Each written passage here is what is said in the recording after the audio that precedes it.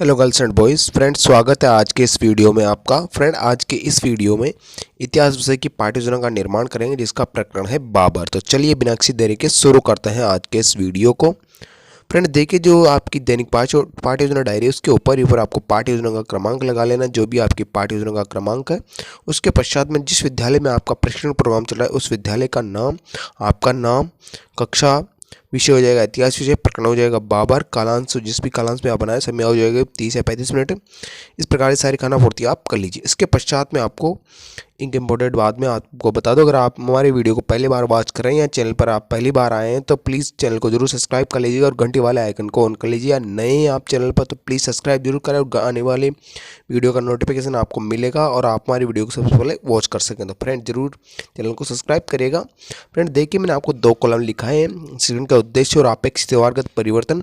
तो आप इन दोनों कॉलमों को तैयार कर लीजिए। ये दोनों कॉलम लिखने के पश्चात मैंने आपको शिक्षण के उद्देश्य लिखा है और उससे संबंधित अपेक्षित व्यवहारगत परिवर्तन मैंने आपको लिखा दिए।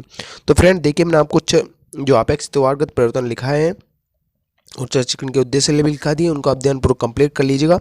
उसके पश्चात में हेडिंग लगाए मैंने शिक्षण के बिंदु। तो कौन कौन के शिक्षण के बिंदु का इस पाठ्य योजना के अंदर अध्ययन करेंगे वो शिक्षण के बिंदु मैंने लिखा है। जैसे बाबर का जीवन परिचय हो गया, भारत की ओर प्रस्थान हो गया, पानीपत का प्रथम युद्ध हो गया। तो शिक्षण विधि कौन सी, व्याख्यान विधि होगी, प्रश्नोत्तर विधि होगी और कथन विधि होगी। सहायक सामग्री के अंदर चौक हो गया, डस्टर हो गया, लपेट फल हो गया, चार्ट अन्य उपयोगी सामग्री इसके अंतर्गत आ जाएगी। नेक्स्ट है पूर्व ज्ञान। पूर्व ज्ञान में आप लिखेंगे विद्यार्थी बाबर के बारे में सामान्य जानकारी रखते हैं। तो ये हो जाएगा आपका क्या, पूर्व ज्ञान। इस प्रकार से आपको ये सारी हेडिंग लगा लेनी। ये हेडिंग लगाने के पश्चात जो नेक्स्ट हेडिंग निकल के आती है फ्रेंड, वो नेक्स्ट हेडिंग है आपकी प्रस्तावना प्रश्न। फ्रेंड जो प्रस्तावना प्रश्न होता है इसके अंदर आपको 2 कॉलम तैयार कर लें, छात्र अभिक्रिया विद्यार्थी क्रिया। प्रस्तावना प्रश्न के बारे में पहले थोड़ा सा जान लेते हैं कि प्रस्तावना प्रश्न होता क्या है। फ्रेंड जो प्रस्तावना प्रश्न होता है इसके अंदर आपके द्वारा बच्चों से प्रश्न किए जाते हैं। कहने का मतलब है आपको बच्चों से इसके अंदर प्रश्न पूछने रहते हैं और बच्चों द्वारा इन प्रश्नों के उत्तर देने रहते हैं। तो इसके अंदर आपको बच्चों से कम 4 या 5 प्रश्न पूछने रहते हैं और ये प्रश्न आप बच्चों से तार्किकता के क्रम में पूछेंगे। कहने का मतलब है एक प्रश्न को दूसरे प्रश्न से जोड़ते हुए आपको बच्चों से प्रश्न पूछें। जैसे आगरा में कौन सा महल स्थित है, बच्चे उत्तर देंगे ताजमहल स्थित है। ताजमहल किसने बनाया, बच्चे उत्तर देंगे शाहजहां ने बनाया। शाहजहां किस वंश का शासक था, तो बच्चे उत्तर देंगे मुगल वंश का शासक था। मुगल वंश का संस्थापक कौन था, तो बच्चे उत्तर देंगे बाबर था। बाबर के बारे में आप क्या जानते थे, ये प्रकार से समस्यात्मक प्रश्न हो जाएगा जिसका बच्चे उत्तर नहीं दे पाएंगे और ये समस्यात्मक प्रश्न आपका क्या हो जाएगा, प्रकरण हो जाएगा। तो इस प्रकार से आप इन प्रश्नों को ध्यानपूर्वक लिख लीजिए। नेक्स्ट हेडिंग है आपके उद्देश्य कथन। उद्देश्य कथन में आप लिखेंगे बच्चों आज हम बाबर के बारे में विस्तार पूर्वक अध्ययन करेंगे। इस प्रकार से ये सारी चीज़ें आप ध्यानपूर्वक लिख लीजिएगा। नेक्स्ट हेडिंग निकल के आती है आपका प्रस्तुतिकरण। प्रस्तुतिकरण के अंदर आपको 5 कॉलम तैयार कर लेना। शिक्षण के बिंदु, छात्र अभिक्रिया, विद्यार्थी क्रिया, श्यामपट कार्य और सहायक सामग्री। फ्रेंड देखिए, मैंने जो शिक्षण बिंदु वाला कॉलम है इसके अंदर आपको पहला शिक्षण बिंदु लिखा है बाबर का जीवन परिचय। तो बाबर के जीवन परिचय संबंध देखिए मैंने आपको विकासात्मक प्रश्न लिखा दिए और सहायक सामग्री के अंदर बाबर का जो चित्र है वो भी बनाया और छात्र हृदय कथन के अंदर मैंने बाबर के बारे में जानकारी लिखी। जैसे बाबर का जन्म 14 फरवरी 1483 को हुआ था। बाबर के पिता का नाम उमर शेख मिर्जा था। तो उनकी मध्य एशिया की छोटी सी रियासत में फरगना का शासक था और अपने पिता की मृत्यु के बाद बाबर फरगना का शासक बना। इस प्रकार से जो उसकी जो सामान्य कुछ जानकारियां हैं वो जानकारियां मैंने इसके अंदर लिखी। जैसे बाबर की मृत्यु जो 26 दिसंबर 1530 में आगरा में हुई थी। बाबर को कलम व तलवार दोनों का सिपाही कहा जाता था। इस प्रकार से जो सामान्य जानकारी मैंने इसके अंदर प्रदान कर दी। इसके मैंने बोधात्मक प्रश्न भी लिखा है। इन बोधात्मक प्रश्नों को आप ले लीजिए। बाबर के पिता का क्या नाम था, बच्चे देंगे उमर शेख था।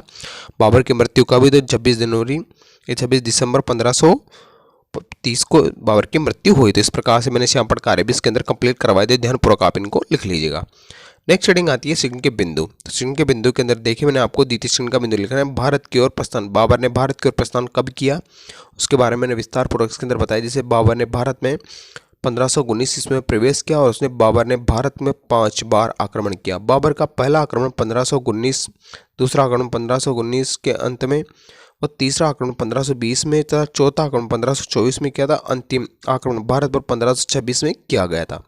इस प्रकार से सामान्य जानकारी मैंने लिखा थी। इसके बोधात्मक प्रश्न भी मैंने आपको कंप्लीट करवा दिए और जो उसका जो श्यामपट कार्य है वो श्यामपट कार्य भी मैंने लिखा दिया। ध्यानपूर्वक आप इसके अंदर जो प्रमुख आक्रमण थे या भारत की ओर आने का जो प्रवेश था या प्रस्थान था वो इसके अंदर मैंने इसके अंदर लिखा दिया। फ्रेंड जो बोधात्मक प्रश्न के बारे में आपको बता दूं, जो बोधात्मक प्रश्न है वो छात्र अध्यापक द्वारा पूछे जाते हैं और इसलिए पूछे जाते हैं ताकि बच्चे का जो ध्यान है वो पढ़ाए गए प्रकरण से इधर उधर भंग नहीं हो या उस पर लगा रहे। इस वजह से ये बोधात्मक प्रश्न बच्चों से पूछे जाते हैं। तो इस प्रकार से आप इन सभी को लिख लीजिएगा। नेक्स्ट हेडिंग निकल के आते हैं या नेक्स्ट सेकंड बिंदु है आपका, वो है पानीपत का प्रथम युद्ध। तो पानीपत का जो प्रथम युद्ध है उससे संबंधित देखिए मैंने आपको विकासात्मक प्रश्न लिखा है। इन विकासात्मक प्रश्नों के बच्चे उत्तर दे देंगे और आपके द्वारा लिख लिए भी जाएंगे उत्तर। और जो छात्र अध्यापक कथन है उसके अंदर जो पानीपत का जो प्रथम युद्ध था वो 1526 ईस्वी में होता। पानीपत का ये युद्ध मुगल शासक बाबर व इब्राहिम लोदी वंश का शासक था, इब्राहिम लोदी, तो उसके मध्य हुआ था। पानीपत के मैदान पर यह युद्ध हुआ। लड़ा बाबर के पास भारी तोपें थी जो भारत के शासकों के पास नहीं थी। इस युद्ध में इब्राहिम लोदी को पराजय हुई व बाबर को विजय प्राप्त हुई। इस प्रकार से देखिए मैंने इसके अंदर मैंने चित्र भी बनाया है, चार्ट भी बनाया है और विषांपट कार्य उसको भी कंप्लीट कर दिया है कि किस तोपों के कारण उसने जो पानीपत का जो प्रथम युद्ध था बाबर ने जीता। जैसे इसके बोधात्मक प्रश्न वो मैंने लिखा दिया। तो फ्रेंड मैंने आपको बता भी दिया कि बोधात्मक प्रश्न किसके द्वारा पूछे थे और क्यों पूछे थे। ध्यानपूर्वक आप इन सभी को कंप्लीट कर लीजिएगा। इसकी सहायक सामग्री को, श्यामपट कार्य वगैरह सारी चीज़ों को आप लिख लीजिएगा। इस प्रकार से आपको सारी चीज़ लिखने के पश्चात जो नेक्स्ट हेडिंग निकल के आती है फ्रेंड, वो नेक्स्ट हेडिंग लगानी है मूल्यांकन प्रश्न। फ्रेंड जो मूल्यांकन प्रश्न होते हैं वो छात्र अध्यापक के द्वारा पूछे जाते हैं और इसलिए पूछे जाते हैं ताकि उसने जो विषय वस्तु बच्चों को पढ़ाई है वो बच्चों ने सीखी है अथवा नहीं सीखी है, कितनी सीखी है, इस बात की प्रतिपुष्टि या फीडबैक ली जा सके। इस वजह से छात्र अध्यापिका द्वारा बच्चों से ये प्रश्न किया जाता है और ये प्रश्न उनके द्वारा किसी भी प्रकार से किए जैसे लघुत्रात्मक, अतिलघुत्रात्मक, निबंधात्मक, बहुविकल्पात्मक किसी भी प्रकार के प्रश्न उनके द्वारा तैयार किए जा सकते हैं। और ये प्रश्न आप किसी भी तरह से बच्चों से कर सकते हैं। जैसे मैंने लिखा है उन प्रश्नों को आप ध्यानपूर्वक लिख लीजिए। अंत के अंदर आप बच्चों को गृह कार्य दीजिए। गृह कार्य ऐसा दीजिए जिस कठिनाई के स्तर से आपने अध्ययन कार्य करवाया उस कठिनाई के स्तर को ध्यान में रखते हुए अंत के अंदर आप बच्चों को गृह कार्य ताकि बच्चे घर पर जाकर आसान से उस गृह कार्य को कर सके। फ्रेंड ये वीडियो आपको कैसा लगा? अगर वीडियो अच्छा लगा हो तो प्लीज़ वीडियो को लाइक करें, शेयर करें और चैनल को सब्सक्राइब करना ना भूलें। और कमेंट बॉक्स में हमें जरूर बताएं कि आपको कोई समस्या आ रही है या बीएड से संबंधित कोई भी समस्या हो तो प्लीज़ कमेंट बॉक्स में हम बताएं। हम आपकी समस्या का समाधान जल्द से जल्द करने की कोशिश करेंगे। तो फ्रेंड मिलते हैं नेक्स्ट वीडियो के अंदर, तब तक के लिए जय हिंद, जय भारत, वंदे मातरम। Thanks for watching. फ्रेंड अगर कोई भी समस्या हो तो प्लीज़ कमेंट बॉक्स में कमेंट करें। Thanks for watching. जय हिंद, जय भारत, वंदे मातरम।